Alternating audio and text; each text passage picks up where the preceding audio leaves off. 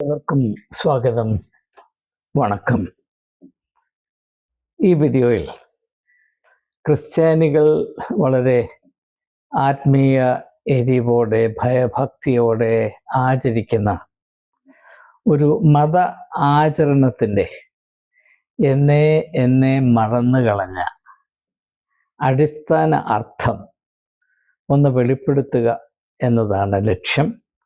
ഇതിൻ്റെ ഉള്ളടക്കം കേട്ട് ആരും ഞെട്ടിപ്പോകരുത്, അല്ലെങ്കിൽ ലജ്ജിച്ചു പോകരുത് എന്ന് ആമുഖമായി പറഞ്ഞുകൊണ്ട് ഏത് ആചാരത്തെ പറ്റിയാണ് പ്രതിപാദിക്കാൻ ഉദ്ദേശിക്കുന്നത് എന്നിപ്പോൾ സൂചിപ്പിക്കട്ടെ. ലെൻറ്റ്, നോമ്പ് എന്ന് മലയാളത്തിൽ പറയും, ഇംഗ്ലീഷിൽ ലെൻറ്റ്. നമ്മുടെ ഇടയിൽ പൊതുവായും ഇംഗ്ലീഷ് വാക്കാണ് മലയാളികൾ ഉപയോഗിക്കുന്നത്. മലയാളത്തിൽ പോലും ഇംഗ്ലീഷാണ് മലയാളം, മലയാളമാണ് ഇംഗ്ലീഷ്.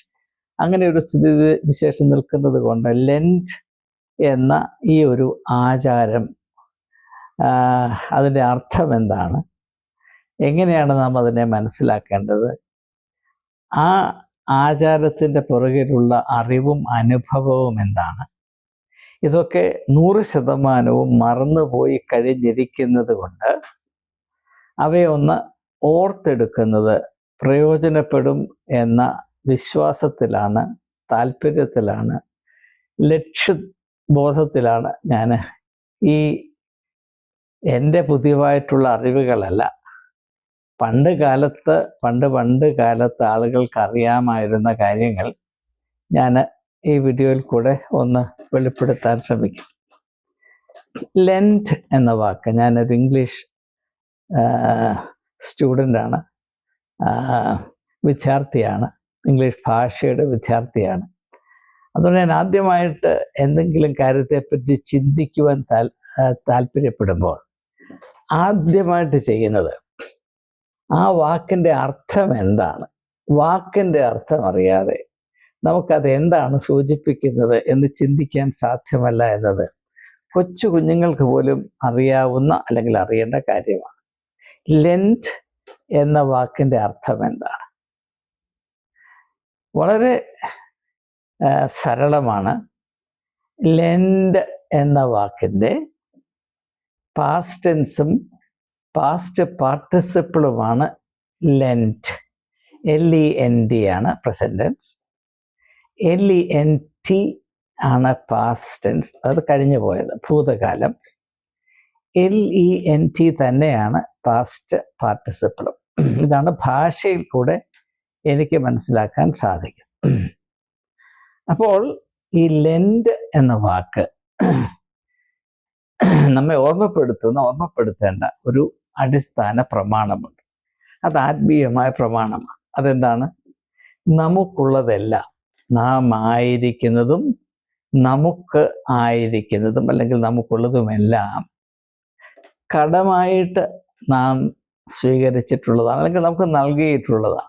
ഇതിൻ്റെ ഒന്നും ഉടമസ്ഥർ നമ്മളല്ല. നമ്മുടെ ജീവൻ്റെയോ നമ്മുടെ കഴിവുകളുടെയോ നമ്മുടെ നേട്ടങ്ങളെന്ന് നാം വിശ്വസിക്കുന്ന കാര്യങ്ങളെയോ നമ്മുടെ ആരോഗ്യമോ ജീവിതത്തിൻ്റെ ദൗർഘ്യമോ ഇതൊന്നും യഥാർത്ഥത്തിൽ നമ്മുടെ സൃഷ്ടിയല്ല, നമ്മുടെ നേട്ടങ്ങളുമല്ല. ഇതൊക്കെ നമുക്ക് ദാനമായി നൽകിയതാണ്, അല്ലെങ്കിൽ നമ്മെ ഏൽപ്പിച്ചിട്ടുള്ളതാണ്.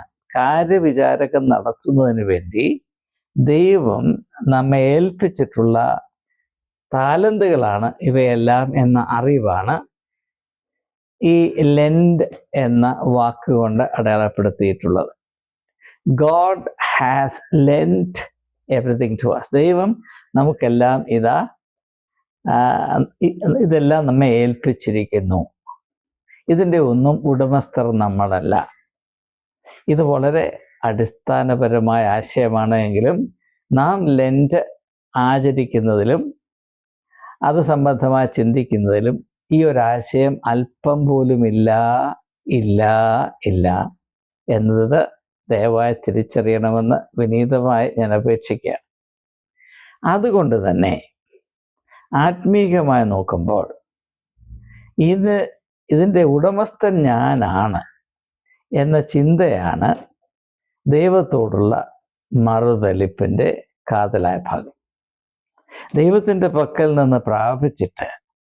അതിൽ നിന്ന് ദൈവത്തെ ഒഴിവാക്കിയാൽ മാത്രമേ ഇതെല്ലാം എൻ്റേതാണ് എന്ന് പറയാൻ സാധിക്കുകയുള്ളൂ.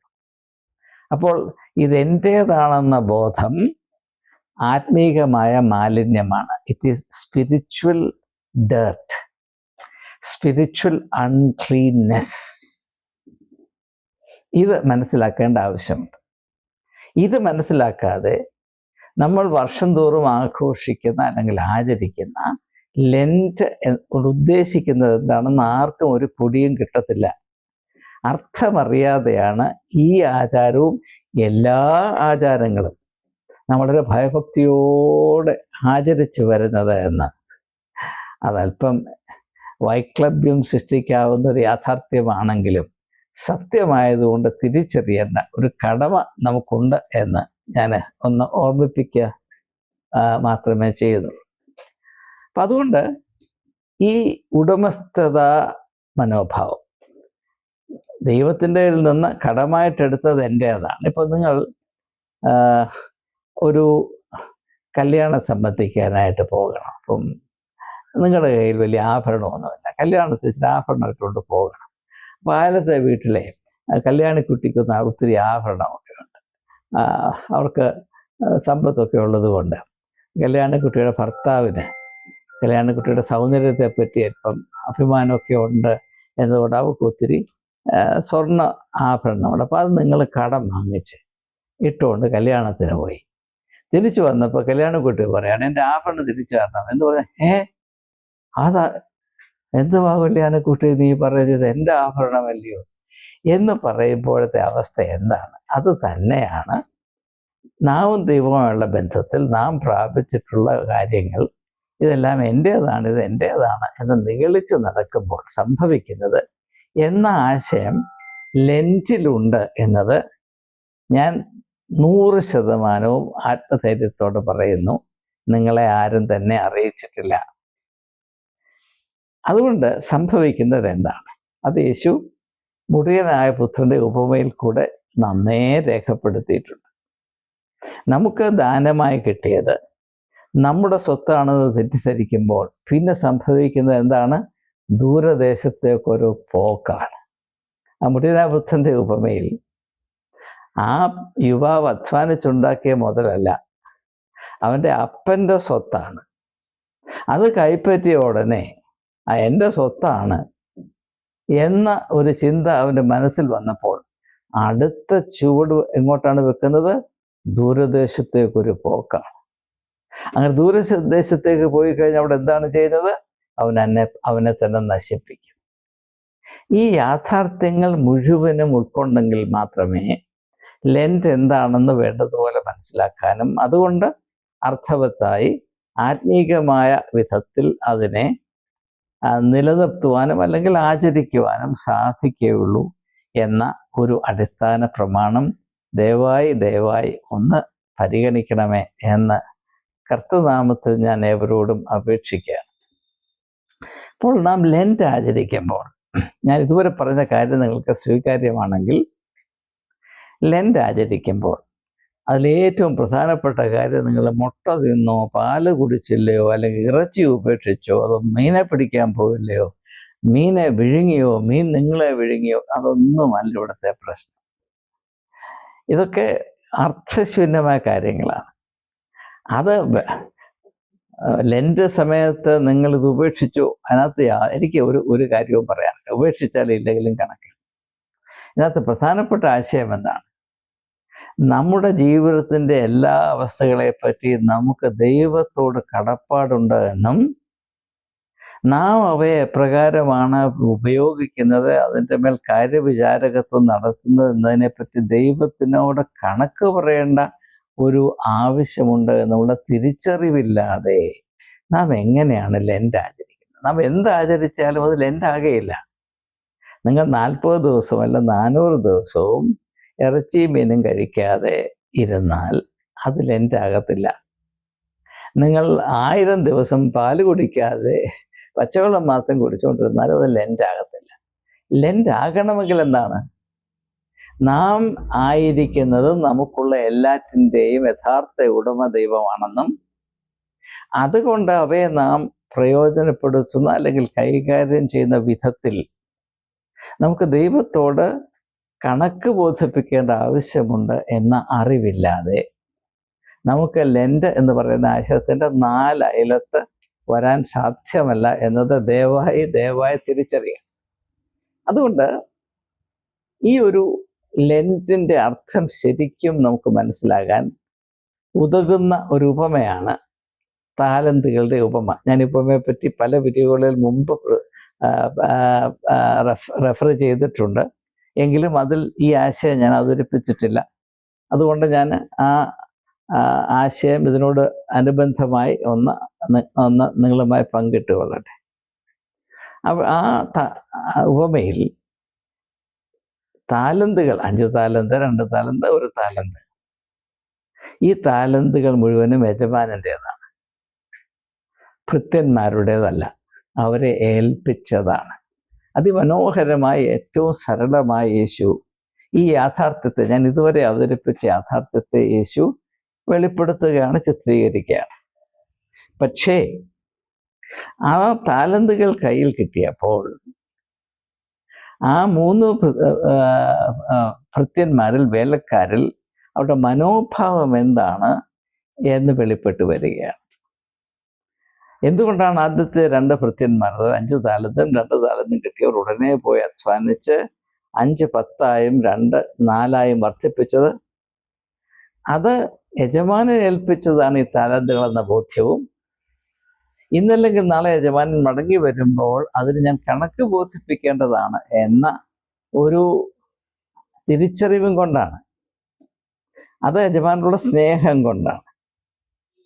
നമ്മെ ഏൽപ്പിച്ചതിനേക്കാൾ നമ്മെ ഏൽപ്പിച്ചവനെ സ്നേഹിക്കാൻ കഴിയുന്നില്ല എങ്കിൽ നമ്മെ ഏൽപ്പിച്ചത് നമുക്ക് അപകടമായി തീരും എന്ന ഒരു വലിയ വെളിപ്പെടുത്തലാണ് 3ാമത്തെ ഭൃത്യനിൽ കൂടെ നമുക്ക് ലഭിക്കേണ്ടത്. അവന് കിട്ടിയ താലന്ത് കൊണ്ടുപോയി കുഴിച്ചിട്ടു. എന്താ കുഴിച്ചിടാൻ കാര്യം എന്താണ്? അവൻ്റെ യജമാനനോടുള്ള മനോഭാവം കൊണ്ടാണെന്ന് വ്യക്തമായി അവിടെ പറഞ്ഞിട്ടുണ്ട്. അപ്പോൾ ഇത് വളരെ വളരെ പ്രാധാന്യം അർഹിക്കുന്ന ഒരു യാഥാർത്ഥ്യമാണ്. നാം നമ്മുടെ ജീവിതത്തോടും ജീവനോടും അവസ്ഥകളോടും വ്യക്തിത്വത്തോടും സാധ്യതകളോടും നമ്മുടെ ലക്ഷ്യങ്ങളോടുമൊക്കെ എപ്രകാരമുള്ള മനോഗതിയാണ് നിലനിർത്തുന്നത്, എപ്രകാരമാണ് നാം നമ്മെയും നമ്മുടെ സാഹചര്യങ്ങളെയും കാണുന്നത്, എപ്രകാരമാണ് എല്ലാ നന്മകളുടെയും ഉറവിടമെന്ന് നാം താത്വികമായി സമ്മതിക്കുന്ന ദൈവത്തോടുള്ള നമ്മുടെ ബന്ധം നാം മനസ്സിലാക്കുന്നത്, അതിലുണ്ടാകേണ്ട അച്ചടക്കം നാം അറിയുകയും ആചരിക്കുകയും ചെയ്യുന്നത്, ഇതെല്ലാം ലെൻറ്റിൻ്റെ അടിസ്ഥാന പ്രമാണങ്ങളാണ് എന്ന് എന്തുകൊണ്ടോ ജനങ്ങളെ ബോധ്യപ്പെടുത്താൻ സഭകൾ കൂട്ടാക്കുന്നില്ല, മടിക്കുന്നു. അത് മനഃപൂർവ്വമാണോ അറിവുകേട് കൊണ്ടാണോ എനിക്കറിയില്ല. എനിക്ക് പരിണിത ഫലം വ്യക്തമായിട്ടറിയാം. ആരും ഇങ്ങനെയുള്ള കാര്യങ്ങൾ ആരെയും ബോധ്യപ്പെടുത്തുന്നില്ല.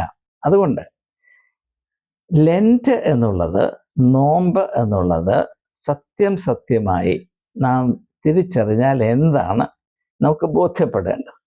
ആദ്യമായി ലെൻറ്റ് എന്ന് പറഞ്ഞാൽ അത് സ്വന്തം ഭവനത്തിലേക്കുള്ള ഒരു മടങ്ങി വരവായിരിക്കണം. അത് മുടിയനായ പുത്രൻ്റെ ഉപമയിൽ മനോഹരമായി യേശു ആവിഷ്കരിച്ചിട്ടുണ്ട്. ആ യുവാവിൻ്റെ ജീവിതത്തിലെ ലെൻറ്റ് എന്താണ്? അവൻ ദൂരദേശത്തായി തന്നെ നശിപ്പിച്ച് ജീവിതം താറുമാറാക്കി ഒരു പ്രത്യാശയ്ക്കും വഴിയില്ലാത്ത സാഹചര്യത്തിൽ പറഞ്ഞു, ഞാൻ എഴുന്നേറ്റ് എൻ്റെ അപ്പൻ്റെ അടുത്തേക്ക് മടങ്ങിച്ചെല്ലും. ഞാൻ എൻ്റെ അപ്പൻ്റെ അടുത്തേക്ക് മടങ്ങിച്ചെല്ലുമ്പോൾ എനിക്ക് യാതൊരു അവകാശവുമില്ലാത്തവനായി, ഇതൊന്നും എൻ്റേതല്ല, ഒരു ഭൃത്യനെ പോലെ നീ എന്നെ സ്വീകരിക്കണമെന്ന് ഞാൻ പറയും. അതാണ് ലെൻറ്റ്. അതായത് ഉടമസ്ഥത മനോഭാവത്തിൽ നിന്നുള്ള പരിപൂർണമായ വിടുതൽ പ്രാപിക്കുക എന്നതാണ് ഈ ലെൻറ്റ് എന്ന് പറയുന്ന ആചാരത്തിൻ്റെ ഏറ്റവും പ്രധാനപ്പെട്ട ലക്ഷ്യം എന്ന് ലെൻറ്റ് ആചരിക്കുന്ന, വളരെ ഭയഭക്തിയോടെ ആചരിക്കുന്ന ക്രിസ്ത്യാനികൾ, വിശ്വാസികൾ തിരിച്ചറിയുന്നില്ല. അത് സങ്കടം തന്നെയാണ്. രണ്ടാമത്, ലെൻറ്റിൻ്റെ മറ്റൊരു ദൃശ്യം നമുക്ക് ലൂക്കോസിൻ്റെ സുവിശേഷം 18-ാം അധ്യായത്തിൽ കാണാം. അവിടെ ഒരു പരീശനും ചുങ്കക്കാരനും പള്ളിയിൽ പ്രാർത്ഥിക്കാൻ പോയ ഉപമ കർത്താവ് പഠിപ്പിക്കുന്നു. അതിൽ പരീശൻ നിന്നുകൊണ്ട് ദൈവത്തോട് പറയുകയാണ്, ഞാൻ വളരെ മാന്യനാണ്, ഞാൻ ആചാരങ്ങൾ മുറ തെറ്റിക്കാതെ നടത്തുന്നു, എനിക്ക് കിട്ടുന്നതൊക്കെ പ്രസാരം ഞാൻ കൊടുക്കുന്നു, ഈ നിരക്ഷര ആളുകളെ പോലെ, പ്രത്യേകിച്ച് അവിടെ നിൽക്കുന്ന ചുങ്കക്കാരനെ പോലെ എന്നെ ആക്കാത്തതിനാൽ ഞാൻ നിന്നെ സ്തുതിക്കുന്നു എന്ന് പറയുമ്പോൾ അവൻ്റെ കാഴ്ചപ്പാട് എന്താണ്? അവൻ്റെ മതത്തെ ഒരാഭരണം പോലെയോ അല്ലെങ്കിൽ അവൻ്റെ നഗ്നത മറയ്ക്കാനുള്ള കട്ടിയേറിയ വസ്ത്രം പോലെ മാത്രമാണ് അവൻ മനസ്സിലാക്കിയിരിക്കുന്നത്. യാഥാർത്ഥ്യത്തെ മറയ്ക്കാനുള്ള കട്ടിയേറിയ ഈ കാസക്ക് പോലെയുള്ള എല്ലാം മറയ്ക്കുന്ന വേഷഭൂഷാദിയായിട്ടാണ് മതത്തെ അവൻ മനസ്സിലാക്കിയത്. എന്നാൽ ചുങ്കക്കാരനായ മനുഷ്യനോ ദൂരെ നിന്ന് മുഖം തലയൊന്ന് ഉയർത്താൻ പോലും ധൈര്യപ്പെടാതെ ദൈവമേ പാപിയായ എന്നോട് ക്ഷമിക്കണമേ എന്ന് പറയുമ്പോൾ അവൻ നഗ്നനായി ദൈവത്തിൻ്റെ മുമ്പിൽ നിന്നു എന്ന് പറഞ്ഞാൽ സത്യമായി അവനെ പറ്റിയുള്ള യാഥാർത്ഥ്യം ദൈവത്തിൻ്റെ സന്നിധിയിൽ അപ്പടി അംഗീകരിക്കുന്ന ഒരവസ്ഥ. പുരോഹിതനോ അവൻ്റെ സത്യം എന്താണ് എന്ന് മറയ്ക്കാനുള്ള ഏറ്റവും നല്ല പുകമറയായിട്ടാണ് അവൻ്റെ മത ആചാരങ്ങളെയും മതബോധത്തെയും ഉപയോഗിക്കുന്നത് എന്ന് യേശു എത്ര മനോഹരമായിട്ടാണ് അവിടെ ചിത്രീകരിച്ചിരിക്കുന്നത്. പക്ഷെ ഇങ്ങനെയുള്ള കാര്യങ്ങളൊന്നും തിരിച്ചറിയുവാൻ ആരും കൂട്ടാക്കുന്നില്ല എന്ന് ഓർക്കുമ്പോൾ വളരെ സങ്കടം തോന്നാറുണ്ട്, വളരെ ദുഃഖം തോന്നാറുണ്ട്. എത്രയോ വലിയ വലിയ സദ്യയാണ്, തിരിച്ചറിവിൻ്റെ സദ്യകളാണ് യേശു വിളമ്പി നൽകിയിട്ട് പോയിട്ടുള്ളത്. പക്ഷെ അതൊന്നും രുചിച്ചറിയുവാൻ ആൾക്ക് കഴിയുന്നില്ലല്ലോ എന്നോർത്ത് ഞാൻ സങ്കടപ്പെടാറുണ്ട്. അപ്പോൾ ഈ ചുങ്കക്കാരനെ പോലെ ദൈവസന്നിധിയിൽ സത്യത്തിൻ്റെ നഗ്നതയിൽ, നേക്കഡ് ട്രൂത്ത് എന്ന് ഇംഗ്ലീഷിൽ പറയും, നിൽക്കുന്ന അനുഭവമാണ് ലെൻറ്റ്. അല്ലാതെ നീ ഇറച്ചി കഴിച്ചോ, നീ പാല് കുടിച്ചില്ലോ, ഇതൊന്നും ഇവിടെ പ്രശ്നമേ അല്ല. അതുകൊണ്ടാണ് യേശു ഇങ്ങനെയുള്ള കാര്യങ്ങളൊന്നും ആചരിക്കാതിരുന്നത് എന്ന് സുവിശേഷം നമ്മെ പറയുന്നത്. അതിന് കാരണമുണ്ട്. കാരണം തിരിച്ചറിയാനായിട്ട് ആ ചുമതല യേശു നമ്മെ ഏൽപ്പിച്ചിരിക്കുകയാണ്. അന്വേഷിപ്പിൻ, നിങ്ങൾ കണ്ടെത്തും. ഞാൻ അങ്ങനെ അന്വേഷിച്ചതിൻ്റെ ഫലമായി കണ്ടെത്തിയ കാര്യങ്ങളാണ് ഈ യൂട്യൂബ് സംഗമത്തിൽ കൂടെ നിങ്ങളുമായി ഞാൻ വെളിപ്പെടുത്തിക്കൊണ്ടേയിരിക്കുന്നത് എന്നേവർക്കും നന്നേ ബോധ്യമുള്ളതാണ്. അതുകൊണ്ട് നാം ഇപ്പോൾ ലെൻറ്റിനെ മനസ്സിലാക്കിയിരിക്കുന്നത്, ലെൻറ്റ് വരാനായിട്ട് മെത്രാനും കത്രാനും ഒക്കെ അവിടെ കാത്തിരിക്കും. കാരണം ആ സമയത്താണ് ഈ സെൽഫ് ഡിനയൽ കവർ കൊടുത്ത് ആളുകളിൽ നിന്ന് കൂടുതൽ പിരിവ് കിട്ടാനുള്ള സാധ്യത. അപ്പം ലെൻറ്റ് എന്ന് പറഞ്ഞാൽ സഭയ്ക്ക് വരുമാനം വർദ്ധിപ്പിക്കാനുള്ളൊരു നല്ല അവസരം, ചാകര. സഭയുടെ ചാകരയാണ് ലെൻറ്റ് എന്നതിനപ്പുറത്ത് എന്തെങ്കിലും വിധത്തിൽ ലെൻറ്റ് എന്താണെന്നുള്ള ഒരു തിരിച്ചറിവ് പ്രാപിപ്പാനായി നമ്മുടെ മത അധ്യക്ഷന്മാരോ മത തൊഴിലാളികളോ കരുതുന്നുണ്ടോ, കൂട്ടാക്കുന്നുണ്ടോ, ശ്രമിക്കുന്നുണ്ടോ, അവർക്കതിൽ താല്പര്യമുണ്ടോ ഇല്ലയോ എന്ന് ദയവായി നിങ്ങൾ ഒന്ന് അന്വേഷിച്ച് മനസ്സിലാക്കുക. ഞാനായിട്ട് അതിനെ പറ്റി ഒരു അന്തിമമായ തീരുമാനം ആരെയും അറിയിക്കുന്നില്ല. അപ്പോൾ ഈ വീഡിയോയിൽ കൂടെ നാം മനസ്സിലാക്കിയത്, ലെൻറ്റ് എന്ന് പറഞ്ഞാൽ നമ്മുടെ ജീവനും നമുക്കുള്ളതെല്ലാം, നമ്മുടെ കഴിവുകളും നമ്മുടെ സാഹചര്യങ്ങളും നമ്മുടെ നേട്ടങ്ങളും നമ്മുടെ ഭൂതവും നമ്മുടെ ഭാവിയും എല്ലാം ദൈവത്തിൻ്റെ ദാനമാണ്.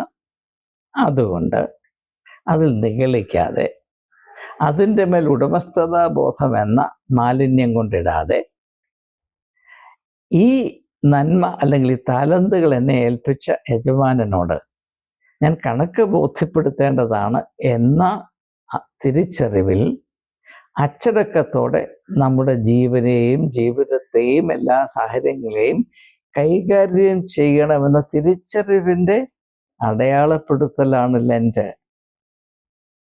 ആ അടയാളപ്പെടുത്തൽ വർഷത്തിൽ 40 ദിവസം മാത്രമല്ല, എല്ലാ ദിവസവും ഉണ്ടാകേണ്ടതാണ്. അതിൻ്റെ വിവിധ അംശങ്ങളാണ് നാം സുവിശേഷത്തിൻ്റെ ചില ടെക്സ്റ്റുകളോടുള്ള ബന്ധത്തിൽ ചിന്തിച്ചത്. പക്ഷേ ഇനിയും അധികമായി ഇതിനെപ്പറ്റി പറയാനുണ്ടെന്ന് നിങ്ങൾക്കറിയാം. ആരുടെയും ക്ഷമ പരിശോധിക്കാൻ താല്പര്യമില്ലാത്തതുകൊണ്ട് ഞാനത് അതിനുവേണ്ടി ഇപ്പോൾ ഉദ്യമിക്കുന്നില്ല. ഈ ഒരു തിരിച്ചറിവില്ലാതെ നാം എന്തെല്ലാം മതപരമായ കാര്യങ്ങൾ കാട്ടിക്കൂട്ടിയാലും അത് ലെൻഡ് ഒട്ടുമാകയില്ല എന്നൊരിക്കൽ കൂടെ അവരെ ഓർമ്മിപ്പിച്ചുകൊണ്ട് ഈ ഉള്ളവൻ വാക്കുകൾ ഉപസംഹരിക്കുന്നു. ദയവായി ഈ വേദപുസ്തക അല്ലെങ്കിൽ സുവിശേഷപരമായ അന്വേഷണവും കണ്ടെത്തലും നിങ്ങൾ തുറന്ന മനസ്സോടെ പരിഗണിക്കുകയും ഇതിൽ ആത്മീകമായ വെളിച്ചമുണ്ട് എങ്കിൽ അത് സ്വീകരിപ്പാൻ സന്മനസ് കാണിക്കുകയും ചെയ്യണമെന്ന് കർത്തൃനാമത്തിൽ അപേക്ഷിച്ചുകൊള്ളുന്നു. എല്ലാവർക്കും ഒരിക്കൽ കൂടെ എൻ്റെ സ്നേഹവന്ദനം.